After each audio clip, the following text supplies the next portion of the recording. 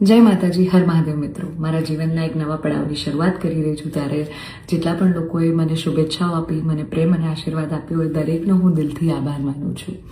રહી વાત કે મારા સગપણને લઈને છેલ્લા ઘણા સમયથી મીડિયામાં અનેક તર્ક વિતર્ક, અનેક ચર્ચાઓ ચાલી રહી છે, જેને લઈને હું અત્યાર સુધી મૌન હતી, કારણ કે વાત મારા સુધી સીમિત હતી. પણ વાત જ્યારે હવે મારા પરિવાર પર છે, મારા પિતા પર છે, ત્યારે એક દીકરી તરીકે હવે મારાથી સહન નથી થતું અને મને લાગ્યું કે હવે આજે મારે બોલવું પડશે.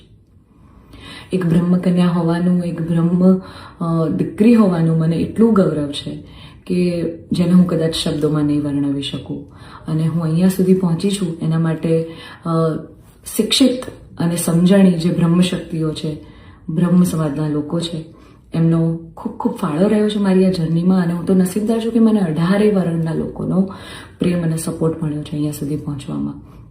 મારો પરિવાર તો છે જ મારી ઢાલની